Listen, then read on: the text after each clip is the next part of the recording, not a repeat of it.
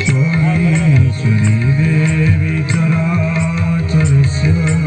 सोमेश्वरी देवी चराचरस्य सतचेतानन्द गिरिधर श्याम निर्गुण निर्गुण सगुण अवतारे अवतार सब तुम राम रामे रामे रामे राम रामे रामे रामे रामे रामे जय श्री से मनुष्य सत्यनारायण स्वामी करो जय प्रभु से जपनान एक बार हरि बोल। जहां का ज्ञान बिना देवगुरु बृहस्पति निजे मुखवत जड़वत जो ज्ञान को अनादर करी साधारण मनुष्य 84 लाख जोनि भ्रमण करुथाए जन्म मृत्यु चक्र रे पड़ी थाए से धर्म ज्ञान जेते बेले अधर्म को ग्लानि की भजे से समय रे धर्मर सेतु स्वरूप जो भगवान निराकार साकार निर्गुण सगुण अरूप रूप ही आसन्ति जदा जदा हि धर्मस्य ग्लानिर्भवति भारत अधिवथानमधर्मस्य तदात्मन् सृजाम्यहं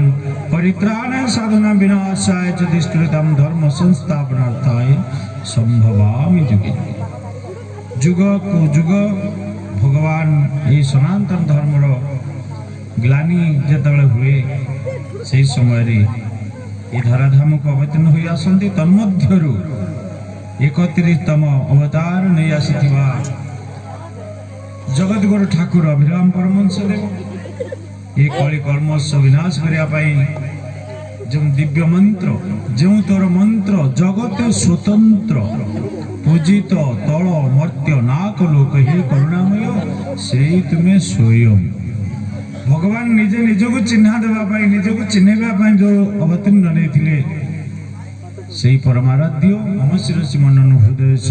पंच प्राण पुराण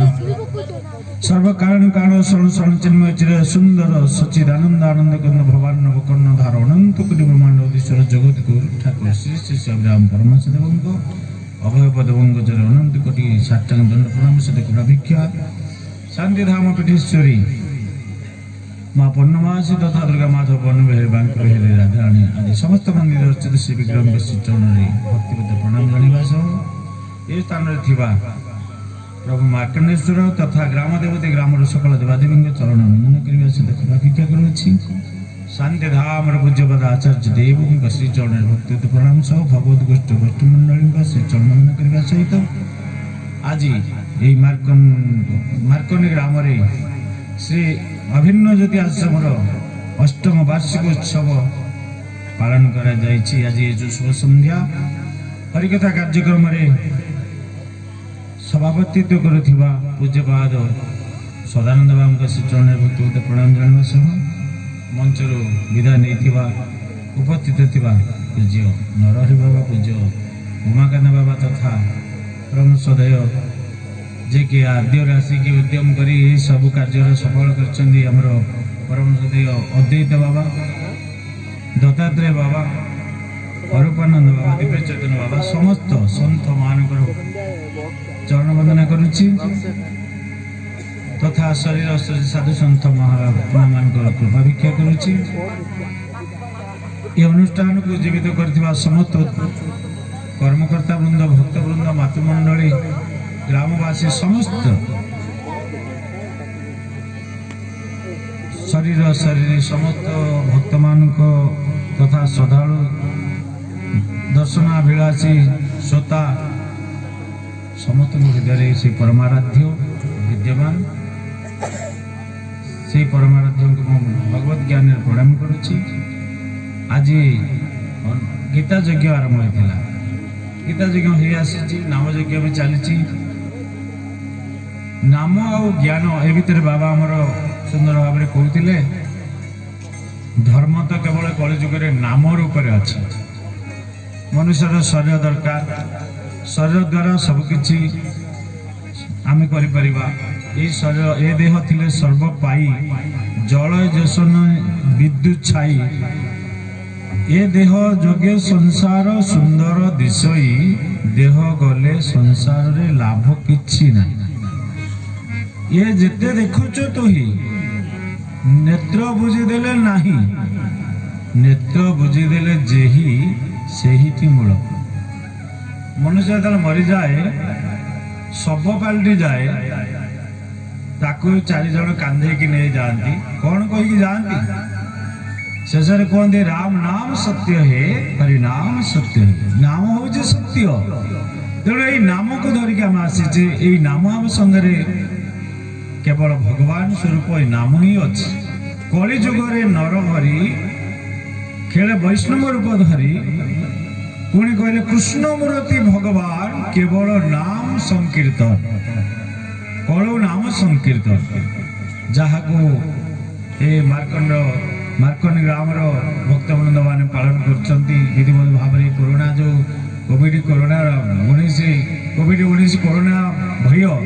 ता भर सरकार जो कटकणा सबू धर्मानुष्ठान बंद जहाँ गंजाम जिला हु बढ़ी किंतु संपूर्ण कोरोना मुक्त हो जाए प्रशासन आईन तो सम्मान देकी कार्य करा पड़ी था। खूब कम संख्यार भक्त बसती श्रृंखलित परिवार भरी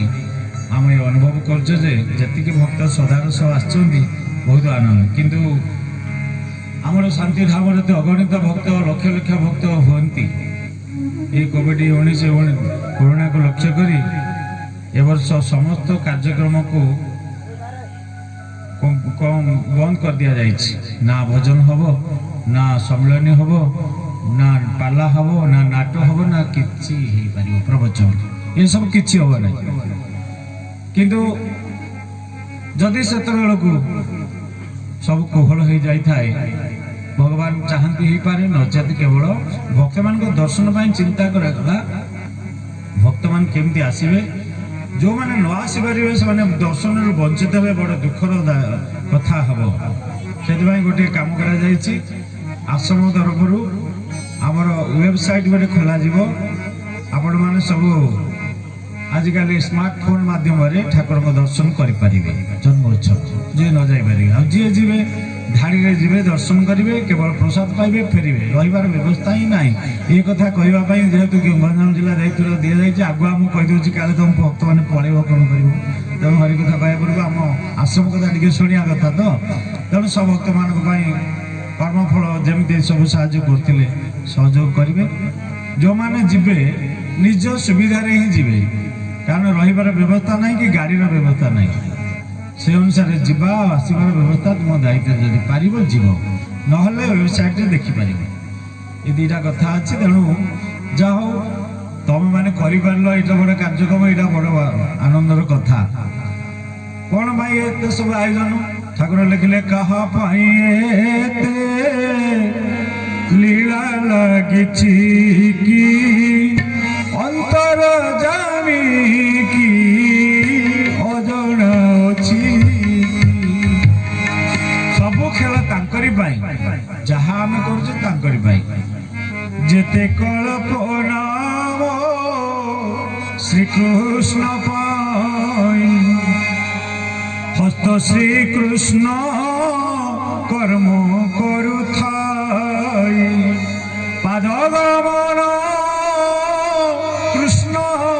प्रदक्षिण भजन पान कृष्ण अर्पण जेते बेले सुए श्रीकृष्ण को प्रणाम करी थाए श्रीकृष्ण को प्रणाम करी थाए मन भीतर जिते कल्पना आसु सब भगवान को अर्पण कर दियो ठाकुर मन रखा कथा तो कहते बाबा जे कि ये संसार सुख ना ये अनुभव कथा ये साधुवाणी कथा मन रख आ गोटे कथा मन रख रे मानस लेखी रखिबु मो बाणी भ्रमण होबुतु अन्य कथा शुणी बेल हो तोहर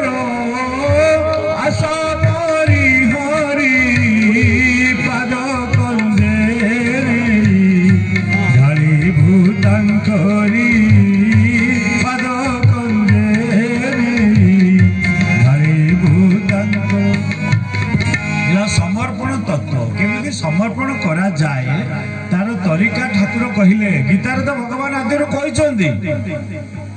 आमे भगवान को पाइबा मात्र कहले आमे जेते कथा शुणुचे जेते पढ़ुचे जेते गाउचे जेते बजाउचे ये सब जाक कले मध्य जेतेबेले पर्यंत भगवान को कृपा दृष्टि आम उपर न पड़ी किछि मूल्य ही नहीं। तेणु भगवान समस्ते तांको देखिबा पई व्याकुल किंतु भगवान समस्त को देखुचंती भगवान के देखि पारुछि ठाकुर लिखिचंती समस्तंकु से देखंती तांकु किए न देखंती समस्तंकु से देखंती तांकु केही न देखंती भगते देखंती मात्र भगते देखंती मात्र न करी काम आकांक्षा चका नयन को सका बेल कुलथी बोधका भले समस्त को भगवान देखती हेले भगवान के देखी पारती नहीं किंतु जड़े देखे से कि से भक्त से केमिति देखे ना देखिबार सूत्र जनक हाथ अच्छे से गुरु दिव्य चक्षु दे देखा सुपथ तत्व गुरु मोर तुम्बे एक मात्र आमे कने कोई स्थूल दृष्टि देखि परिबा ना सेति भाई कहिले दिव्य चक्षु दरकार के देबे भगवान श्री कृष्ण अर्जुन को यही कथा कहले कौन कहले कहले भगवान को पाइबा को हेले तुमको सद्गुरु करिया को पड़िबो गुरु को पाखो जिवा पड़िबो को गुरु तत्व गुरु तद्विधि प्रणिपातेन परिप्रश्नेन सेवया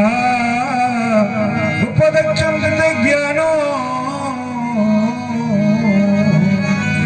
ज्ञानिनो तत्वदर्शिन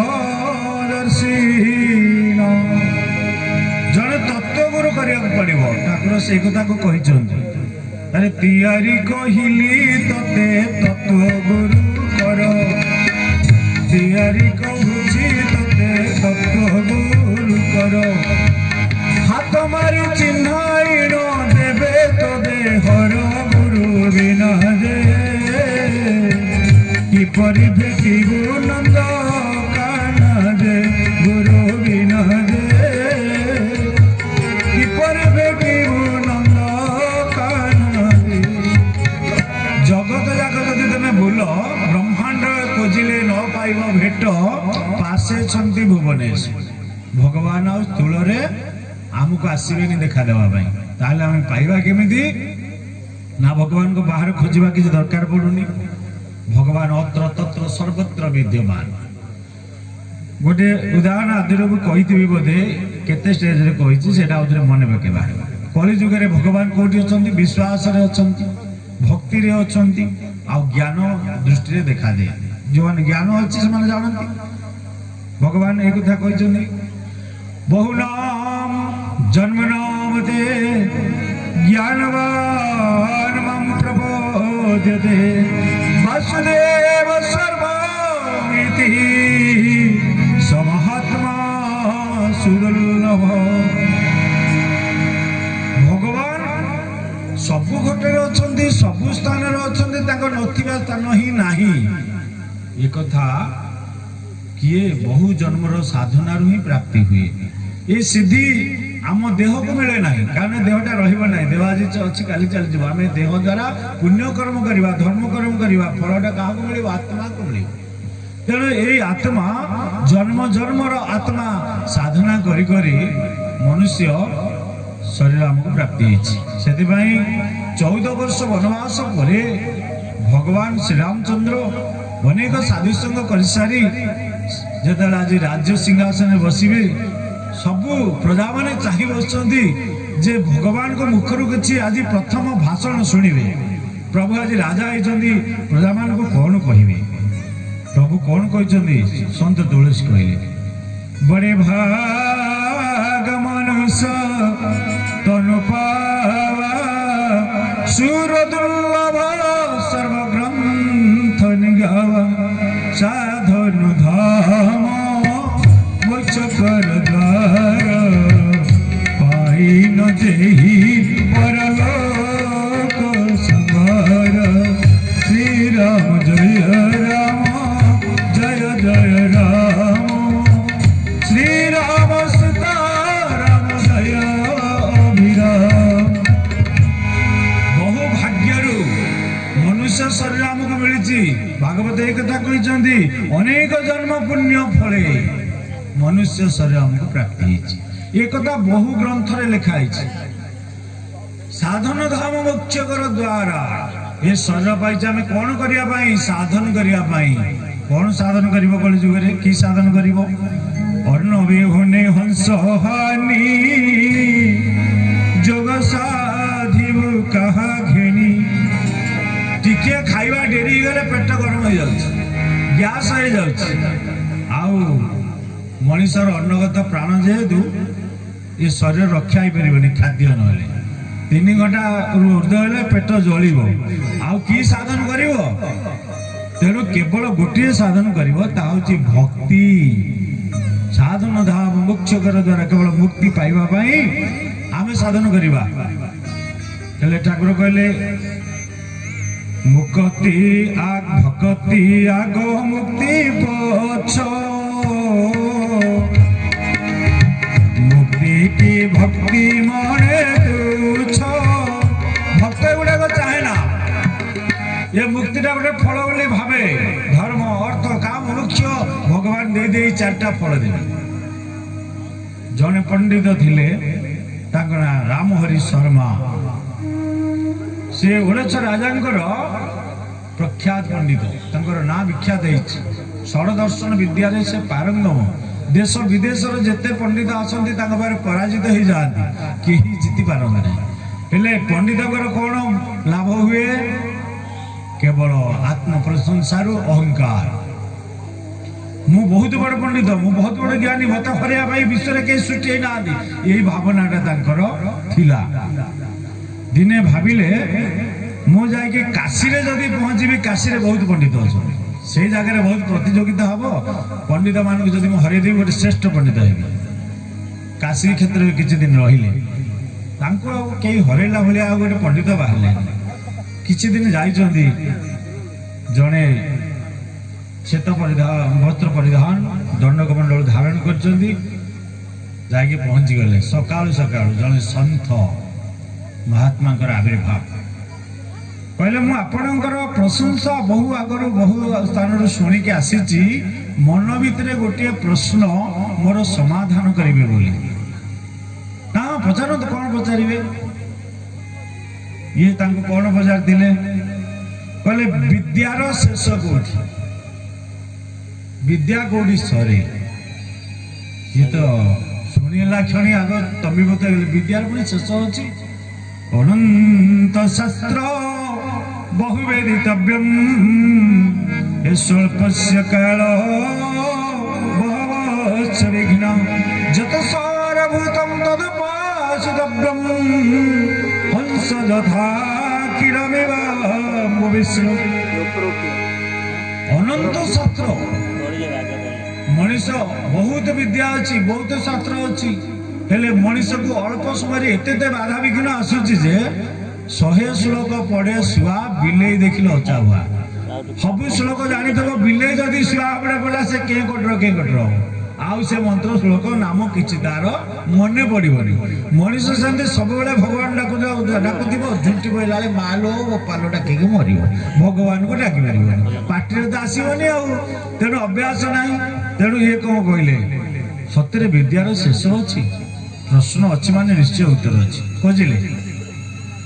खोजिगले हाँ हाँ विद्यार शेष अच्छी कौटी अच्छी ना जहा को पाइले आउ पाइबार किछि इच्छा न थाए सब पाइले जहाँ को जानिला किसी जानी आवश्यकता नहीं जो अप्राप्ति प्राप्तिर अप्राप्तिर प्राप्ति रे आ विद्यार आवश्यकता ही ना कौन पाइले आ मनुष्यर किसी आवश्यकता पड़ो आम एत देखुचे आखिरी सबुआरे आम देखुचे किंतु गोटे जिनस को आम लक्ष्य करिचे कि सेटा कौन जान ठाकुर लिखिले विद्यार शेष कथा से तो कहे आम ठाकुर लेखा को जा कहले वृक्ष को चिन्ही जे शरण पसई पाठ पढ़ तार हुए शेष कहे अभिराम सत्य नारायण वृक्ष स्वरूप परकाश ये स्टोरीटा टिके रखी आ गोटे स्टोरी पूरे देवा एटा सत्य घटना आमर जो गंजाम जिलार खलिकोट अंचल नाम तांकर होची अभिराम ब्रह्मचारी से जाकर पहुंचले से गीता लिखिले पांडुलिपि गीता को लिखिले सब व्याख्या करके सुंदर भाव लिखिले शुणिले जो अभिराम परमहंस देव अनेक शास्त्र पुराण लिखिं से महात्मा पाखक जदि नहीं जीवी ये शास्त्रटा जदि से देखीदेवे ठीक अच्छे छपेबे नहीं गले बहुत अहंकार गीता जी लिखी श्लोक गुड़ा मन रखी सब व्याख्या कर अहंकार सी गले कहले आज्ञा नमस्कार टे कले आज्ञा मोटे गीता टे आनी आप देखिए कौन भूल ठीक अच्छे संशोधन करेंगे कहले ठीक अच्छे ठाकुर नहीं गले किसी समय ठिया ठाकुर गोटे भजन लिखिदे से भजन आनिकी आसिले कहले हाँ तुम जहाँ लिखिच सब ठीक ठाक अच्छे देख लो ये भजनटा केमती अष्टादश जोग भितर पंचदश पुरुषोत्तम जोगटा को ठाकुर गोटे भजन रे लिखिदे प्रथम कौन लिखाई पुरुषोत्तम जोग पंचदश अध्याय ऊर्ध्वमूल मध्य शाख मत्स्य प्रहिरव्ययम् छन्दास्य पन्नानि जातं वेद सवेदविति पदश्च ऊर्ध्वं प्रसुत तस्य शाखा गुणप्रवृद्ध विषय प्रबलः पदश्च मूलान्यनुसन्धितानि कर्माणि बन्धनि मनुष्य लोके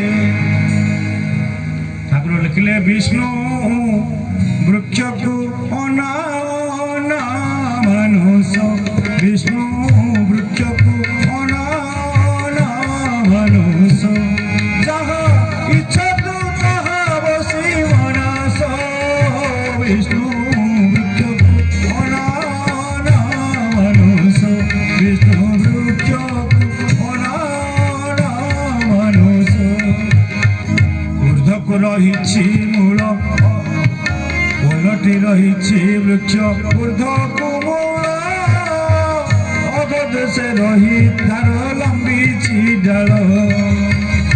ओलट वृक्ष चिन्ह तो मन भाई चिन्ह दे जाने तार भय रही से वृक्ष मूल गति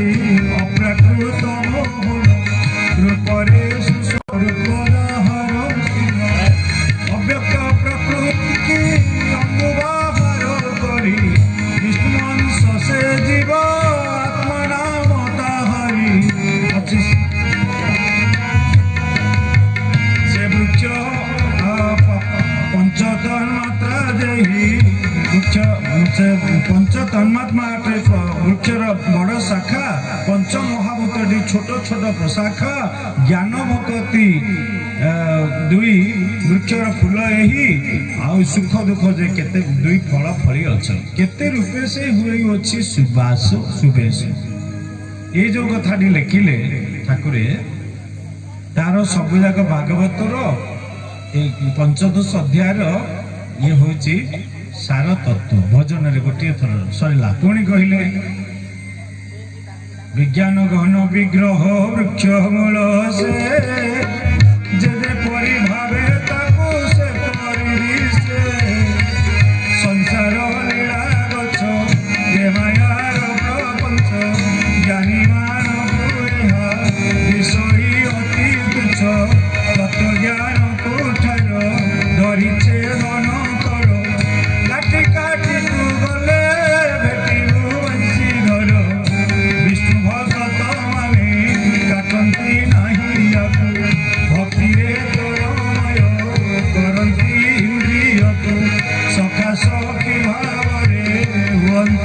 দেবকিনী যে পরি গোপপুরে সেবিথিলে গোপিনী গায় বিহ্ম রূপ সে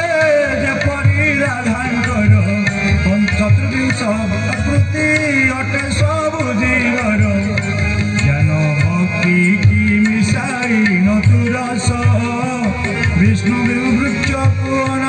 অনমানস যাহা ইচ্ছা তু তাহা বসি মনস ଶେଷରେ ପୁଣି କହିଛନ୍ତି ସେ ସେହି ବୃକ୍ଷ ମୂଳେ ବଂଶୀ ବଜାନ୍ତି ହରି ରାମକ୍ଷରେ ଡାକୁଛନ୍ତି ନାମକୁ ଧରି ପାଶେ ପାଶେ ଶୁଭଇ ଦୂରକୁ ଯାନ୍ତି ଧାଇଁ ଏ କିଏ କହିବ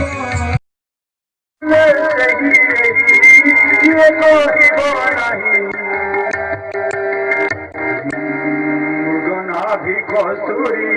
তার নাভিরে অছি ন জানিব ন যাক সুখী খোঁজি বুলুছি যেতেবেলে জানিব মুক্তে সমুদ্রে মহিব ভক্তি মদ পিব সমানন্দে যাহাকু মনুঅছু শত্রু প্রায় মন দিনে দেবী তুহি সেমানে ভাগ্যবান প্রভু প্রসন্ন লাগি কান্দিব প্রতিরগ কহই অভিরাম সে মহুলাসদ মন মন্দিরে বসি কর নাহাস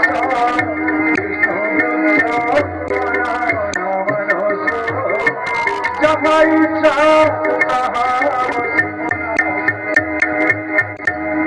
ଆମେ ସବୁଆଡେ ଅନେଇଛି ଗୋଟିଏ ଜାଗାକୁ ଆମେ ଚାହିଁଛେ କି ସେଇଟା ହଉଛି ବୃକ୍ଷ ଏ ଶରୀର ବୃକ୍ଷ ଏ ଦେହକୁ ଦେଖ ଏ ଦେହ ଭିତରେ କଣ ଅଛି ନା ଦେହସ୍ଥ ସର୍ବବିଦ୍ୟାଂଶ ଦେହସ୍ଥ ସର୍ବଦେବତା ଦେହସ୍ଥ ସର୍ବତୀର୍ଥାନି ଗୁରୁବାକ୍ୟେ ଲଭ୍ୟତେ যে পর্যন্ত সদ্গুরু করি না সে পর্যন্ত বৃক্ষরে থাইকি মধ্যে কিছু লাভ নাই তাকে সুন্দর ভজনে লেখিলে প্রিয় সজনী রে যাহা মনে দেখিলি এ নরবৎসরে নারায়ণ হরিছি জ্ঞান নেত্রে চাখিলি প্রিয় সজনী রে যাহা মনে গুরুদেব নামরূপক বৃক্ষটিଏ ଯେତେବେଳେ ରୋପିଲେ ବୀଜଟିଏ ପକେଇଲେ ସେ ତ ଗଛ ହବ ସେ ବୃକ୍ଷର ମୂଳ ହଉଛି ସତଗୁଣ ତାର ଶାଖା ପ୍ରଶାଖା ହଉଛି ବେଦ ସମୂହ ଛନ୍ଦ ବ୍ୟାକରଣ ଆଦି ଆଉ ସେଇ ବୃକ୍ଷର ଯେତେବେଳେ ପତ୍ରଟି ଫୁଟିବ ସେଟା ହଉଛି ମଧୁର ବାଣୀ ମଧୁର ବଚନ ଆଉ ତାର ଫଳଟା ହଉଛି ସୁକୃତ ପୁଣ୍ୟ ସେ ବୃକ୍ଷର ଫଳ ଯେତେବେଳେ ଫଳିଲା ସେ ଲୋକ ପୁଣ୍ୟ କର୍ମ ହିଁ କରିବ ଜ୍ଞାନ ଭଗବତୀ ଇଏ ହଉଛି ଜ୍ଞାନ ହଉଛି ତାର ଫୁଲ ତାପରେ ସୁକୃତ ଶାନ୍ତି ହଉଛି ତାର ଛାଇ ସେ ବୃକ୍ଷରେ ବସିଲେ ଜୀବ ଶାନ୍ତି ଲାଭ କରେ ରାସ୍ତାରେ ଯେତେବେଳେ ଆମେ ଚାଲିକି ଯାଉଥାଉ ଖରା ଦିନ ଖରାର ଝାଳ ବହୁଥାଏ ବାଟରେ ଧର୍ମ ବୃକ୍ଷ ସ୍ୱରୂପ ଯୋଉ ବଟ ବୃକ୍ଷ ମାନେ ଥାଆନ୍ତି ସେ ବଟ ବୃକ୍ଷ ବୋଲେ ଟିକେ ବସି ପଡିଲେ କହି ମଣିଷ ହୋ କି ଶାନ୍ତି ଟିକେ ଛାଇ ମିଳିଲା ଟିକେ ପବନ ବାଜିଲା ସେ ଶୁଣିଲା ପବନ ଟିକେ ବାଜିଗଲେ ଶାନ୍ତି ମିଳେ ସେଇ ଆଶ୍ୱାସନା ସେଇ ଯୋଉ ଶାନ୍ତି ତାର ହଉଛି ଶାନ୍ତଶୀଳ ହେଲା ତା ଛାଇ ସେ ବୃକ୍ଷର ଛାଇଟା ହଉଛି ଶାନ୍ତି ଆଉ ତାର କୀର୍ତ୍ତି ହଉଛି ତାର ଶାଖା ମଣିଷର କୀର୍ତ୍ତି ଯାହାର ତାର ପ୍ରସାରିତ ହେଇଯାଏ ତାର କୀର୍ତ୍ତି ଯାହାର ଅଛି ସଜୀବତୀ କୀର୍ତ୍ତି ଯଶ ସଜୀବତୀ ସେ ମରିଲେ ମଧ୍ୟ ଲୋକ ସ୍ମରଣ କରୁଥିବେ ତାକୁ କେବେ ଭୁଲିବେ ନାହିଁ ସେଇ ଶରୀର ରୂପକ ବୃକ୍ଷ ଏଇ ଶରୀର ବୃକ୍ଷରେ ଯୋଉ ଭଗବାନ ଅଛନ୍ତି ତାଙ୍କୁ ଜାଣିଲେ ସବୁ ଜାଣିଲା ପାଠ ସରିଲା ତେଣୁ ତାଙ୍କୁ ଯେତେବେଳେ ଆମେ ସବୁ ଦେଇଦେବା ସବୁ ନିର୍ଭର କରିବା ଗୀତାରେ ତ ସେଇ କଥା କହିଛନ୍ତି କଣ କହିଲେ ନା ମନୁଷ୍ୟ କର୍ମ ଯୋଗରୁ କର୍ମ ଜଞ୍ଜାଳରୁ କେତେବେଳେ ମୁକ୍ତି ମିଳିବ କର୍ମର ଶେଷ ଅଛି ଜ୍ଞାନରେ ବି ଶେଷ ଅଛି କିନ୍ତୁ ଶେଷ ନାହିଁ ଭକ୍ତିର କର୍ମ କୋଉଠି ଶେଷ ହବ ମଣିଷ ମଲେ ଯାଇକି ସରିବ ନା କେତେବେଳେ ସରିବ ଜବ ତକ ଜିନ୍ଦଗି ରହେଗି फुर्सत न होगी काम से कुछ समय सा निकालो प्रेम कर लो श्री राम से। भगवान को तुम केतले डाक मनीष तक समय केतले अच्छी जंजाल जाल रूपेण मीन रूपेण मानव संसार सिंधु रूपेण काल रूपेण धीवर धीवर काल रूपक जम तार अशेष प्रकार फांद जाल जमी दीपर पकाए माछ धरवा ये मनीष सेमती गोटे माछ सदृश ये संसार भितर खेलुची। सन्त तुलसी कथा कहते ध्यान प्रथम जुग मुख विधि दूजे द्वापर परितोषक प्रभु पूजे कहली केवल मणि मूल मलिन पाप पयो निधि जन नवीन श्री राम जय राम जय राम श्री राम सीताराम जय आदि जुग है जे सत्य जुग से प्राणी मान सब ध्यान तपस्या दिन कटाऊे।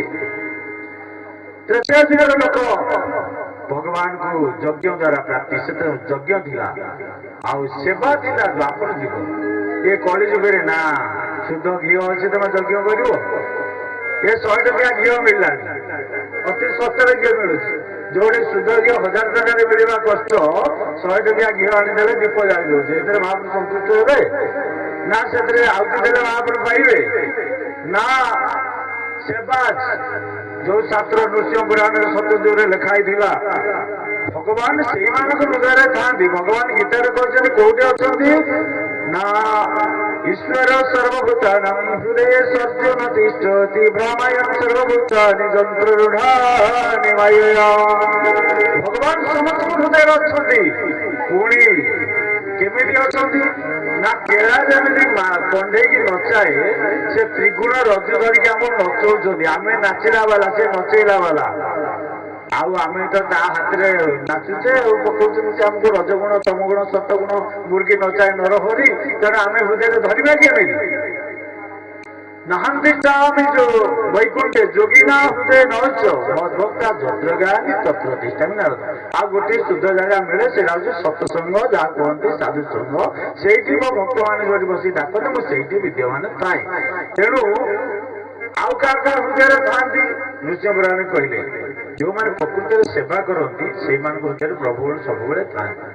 गुरु सेवा विप्र सेवा वैष्णव सेवा गृहस्थ को सेवा करे जीवन भारी जा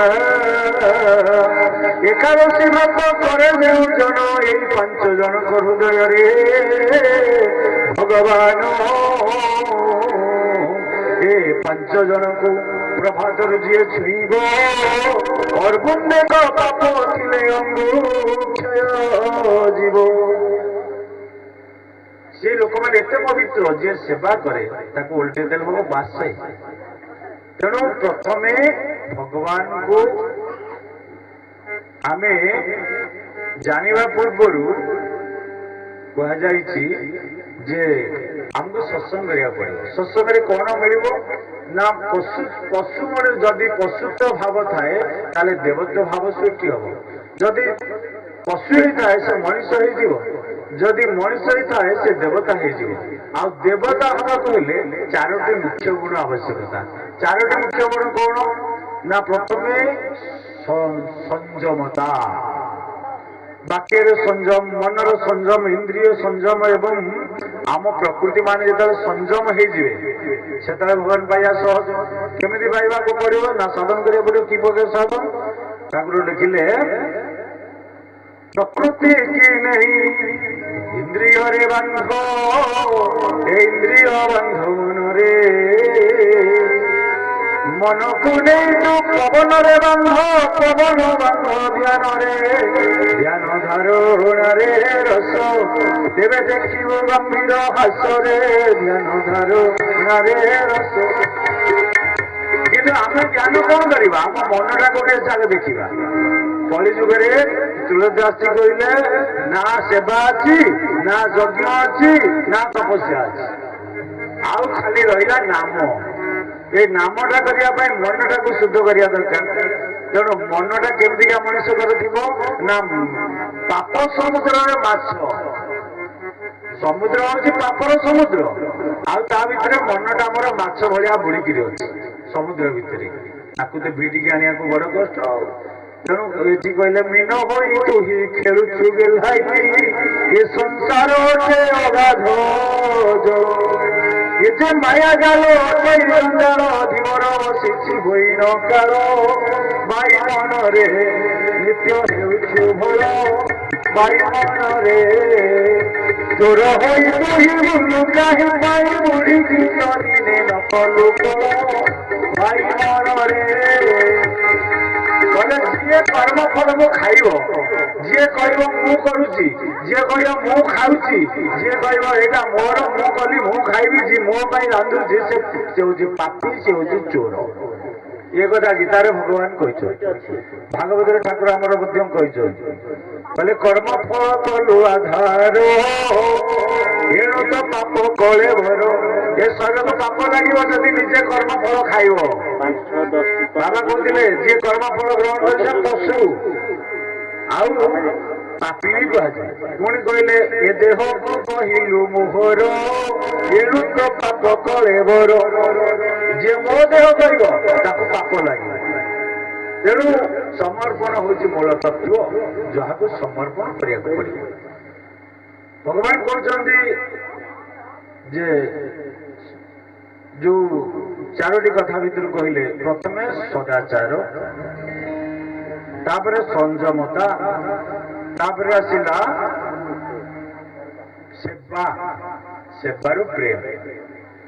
এই ଚାରୋଟି ଜିନିଷ ଯେ ପ୍ରାପ୍ତି ହେଲା ଭଗବାନ ବି ସେ ପାଇଯିବ। ତେଣୁ ଜଗତକୁ ଜିନ୍ଦଗି ରହିକି ଯେତେ ଦିନ ପର୍ଯ୍ୟନ୍ତ ବଞ୍ଚିବା ଆମକୁ ଫୁର୍ସତ ନାହିଁ କାମରେ,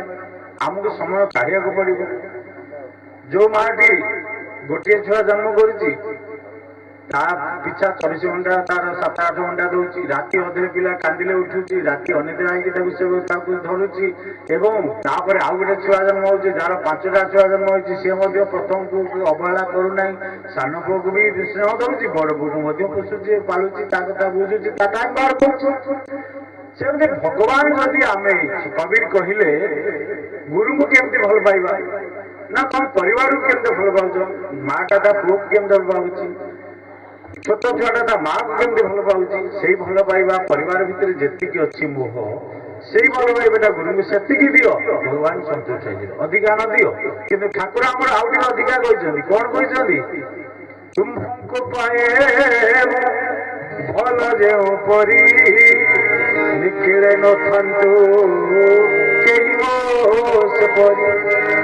ବନ୍ଧୁ ଖୋଜିବାକୁ ଗଲି ନିଖିଳ ଜଗତେ, ତୋର ପରି ବନ୍ଧୁଟିଏ ନ ମିଳିଲା ମତେ, ବନ୍ଧୁ ଭୁଲି ଯିବା ସ୍ନେହ ନ ପାଇଲେ କାଳେ ଋଷି ପାରୁ, ହେ ବନ୍ଧୁ ଭୁଲି ଯିବା। ସ୍ନେହ ଯଦି ମାତୃ ସ୍ନେହ ତମର ନ ଆସିଲା ତାହେଲେ ଭଗବାନଙ୍କୁ ପୁତ୍ର ବନେଇବ କେମିତି? ତେଣୁ ମା ଭଳିଆ ସ୍ନେହ କରିବାକୁ ପଡିବ। ଗୁରୁଙ୍କୁ କେମିତି ଭଲ ପାଇବ ନା ପୁତ୍ରବତ ସ୍ନେହ କରିବ, ଯମବତ ଭୟ କରିବ। ଭୟଟା ଯମ ଭଳି, ଯଦି ଟିକେ ଭୁଲ ହେଇଗଲା, ତ୍ରୁଟି ହେଇଗଲା, ଅପରାଧ ଲାଗିଯିବ, ସେଥିପାଇଁ ତାଙ୍କ ଆଦେଶକୁ ଯମ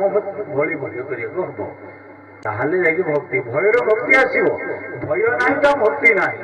ଆଜିକାଲି ଆଉ ଭୟ ଅଛି? ବୋଉର ନା ଶାଶୁ ଶ୍ୱଶୁର ପ୍ରତି ଭୟ ଅଛି, ନା ଶିଷ୍ୟର ଗୁରୁଙ୍କ ପ୍ରତି ଭୟ ଅଛି, ନା ଭକ୍ତର ଭଗବାନ ପ୍ରତି ଭୟ ଅଛି, ନା ଆଜି କିଏ କାହାକୁ ଧର୍ମ ଭୟ ଆଜିକାଲି ନାହିଁ। ତେଣୁ କଣ ହଉଛି ନା ଏ ଶରୀର ପାଇକି ଯଦି ପରଲୋକ ସୁଧାରି ନ ପାରିଲା, ଏ ଜନ୍ମରେ ତ ସୁଧାରି ହେଇପାରିଲାନି, ପରଲୋକ ସୁଧାରିବ, ତାହେଲେ ଜୀବନ ବୃଥା ଗଲା। ଶେଷରେ କାହାକୁ ଦୋଷ ଦବ? ନିଜ କର୍ମକୁ, ନିଜ ଭାଗ୍ୟକୁ, ଆଉ କାଳକୁ। କାଳ କର୍ମ ଗୁଣ ସ୍ୱଭାବରେ ପଡି ମଣିଷ ପୁଣି ଜନ୍ମଚକ୍ରରେ ଘୁରି ବୁଲିବ। ସେଥିପାଇଁ ଠାକୁର ଏ କଳି କଳ୍ମଷ ଶରୀର କେମିତି ଆମର ଉଦ୍ଧାର ହବ, ଅତି ସହଜ ସୂତ୍ରରେ ଯୋଉ ଆମକୁ ଦର୍ଶନ ସୂତ୍ର କହିଲେ, ଆସରେ ମାନସ ଯିବା ଦିଅ ଦେଖି, ନେତ୍ର ବୁଝି କରି ଦେଖିବା ହାରି। ସେ ଯୋଉ ଭଗବାନଙ୍କୁ ଦେଖିବାର ସୂତ୍ର କେମିତିକା ନା କାନରେ ଦେଖିବ, ତାକୁ ଆଖିରେ ଦେଖାଯିବନି, ଆଖି ବନ୍ଦ କରିଦିଅ। কানরে অনাও দেবীনতার পুয়া নেত্রগতি অন্ধ কর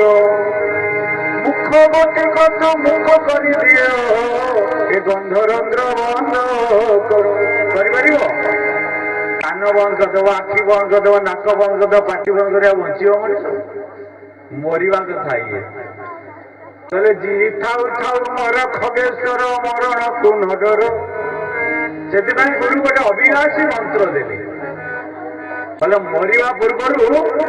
ମରଣଟା ଶିଖି ନେଇଯା ଜୀବନ ଥାଉ ମରଣ ଶିଖ ଗୁରୁଙ୍କୁ ସେ ବିଣ ଜୀବ ଥାଉ ଯିଏ ମରଇ ଇଚ୍ଛା ମୃତ୍ୟୁ ସେ ସେଠିଟି ଭଜରେ ବାୟାମନ ହରିନାମ ଅଟକି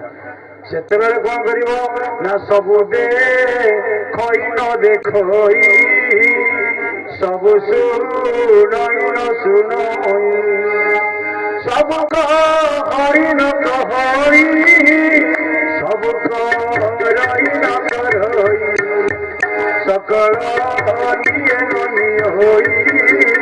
ସବୁ କରଇ ନ କରଇ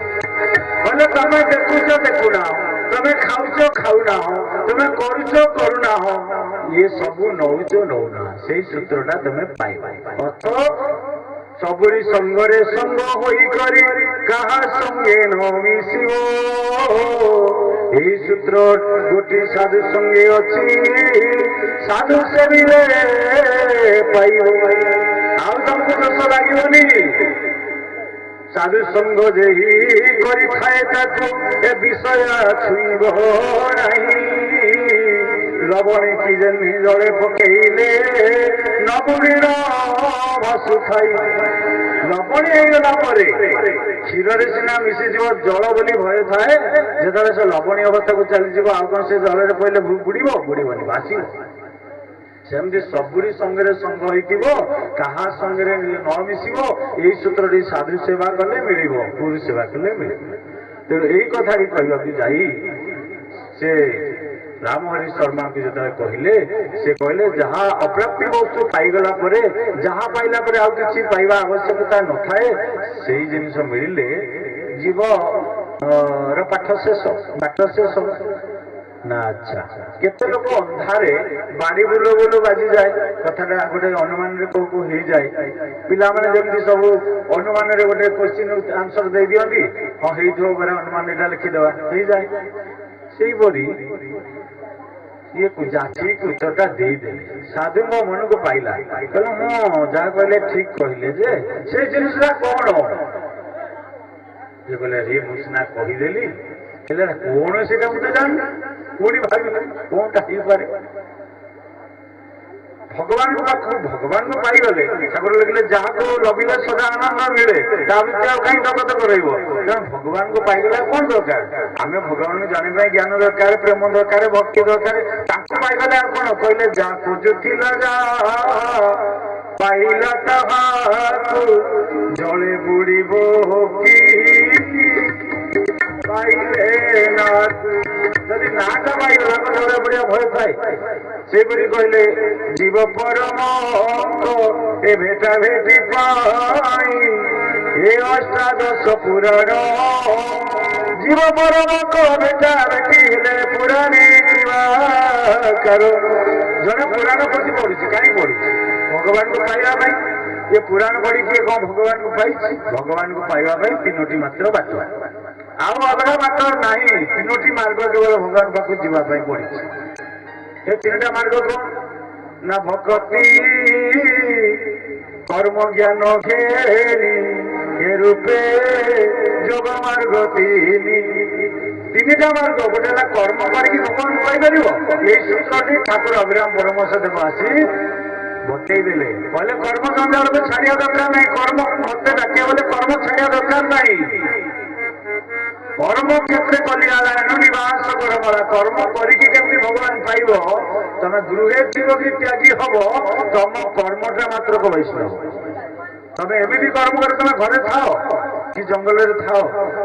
ତ୍ୟାଗୀ ହୁଅ କି ଗୃହୀ ହୁଅ ଏଥିରେ କିଛି ଯାଏ ତମେ ବୈଷ୍ଣବ କର୍ମ କର କର୍ମ ସନ୍ନ୍ୟାସ ଧର୍ମ ନିଅ ସେଇ କର୍ମ ଭିତରେ କେମିତି ମତେ ପାଇବ ସେ ସୂତ୍ରଟି ବତେଇବାକୁ ଆସିଲେ। କର୍ମ ଜଞ୍ଜାଳରୁ କେତେବେଳେ ଛୁଟି ମିଳିବ?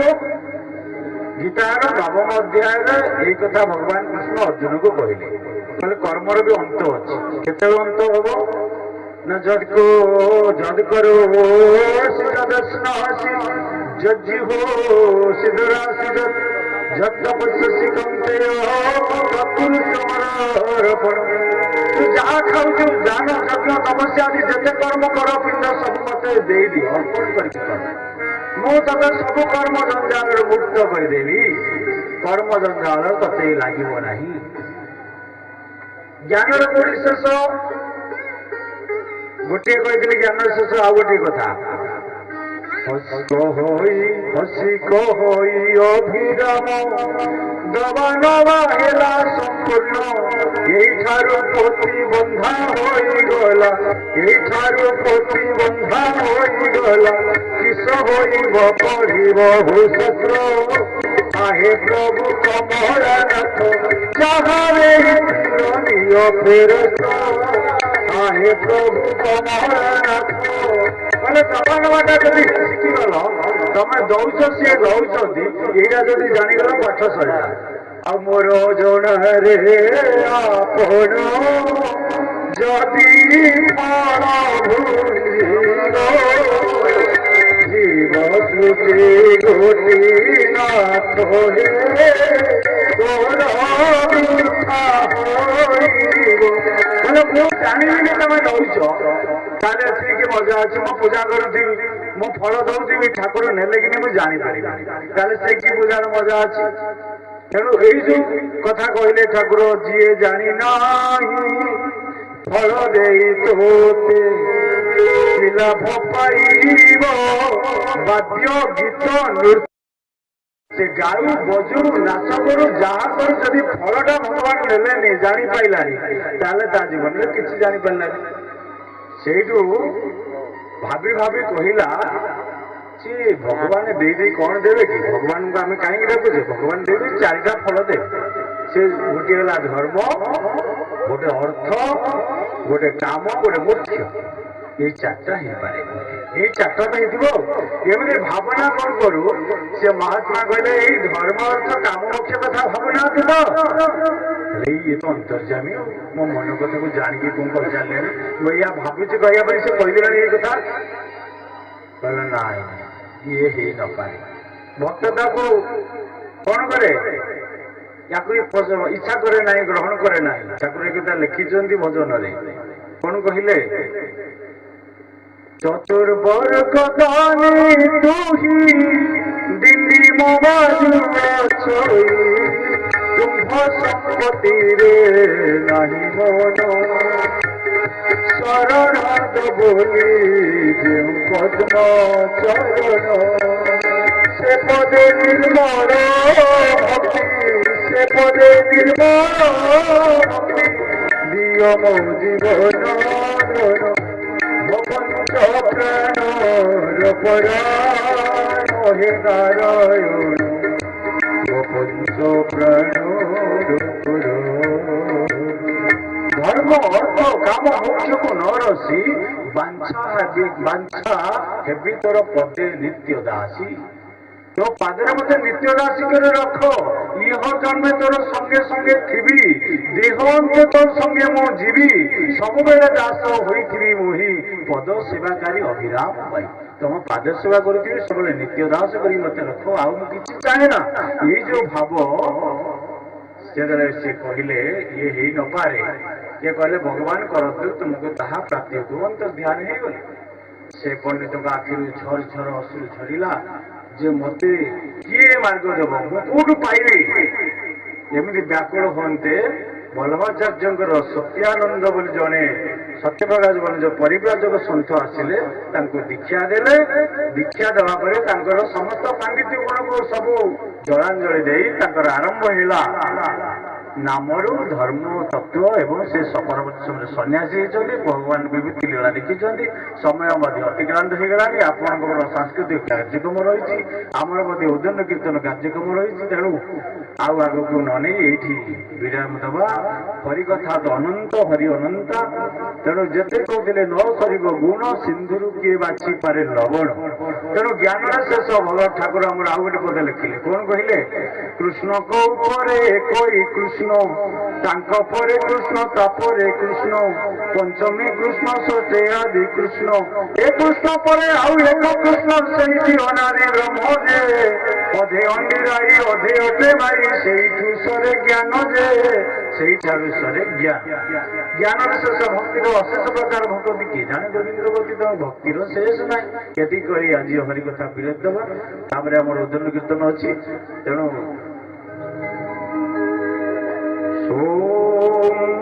असत्मां सद्गमय तमसमां ज्योतिर्गमय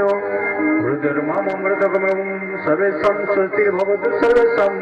मङ्गलभवतु सर्वेषां शान्तिः भवतु सर्वेषां पुण्यं भवतु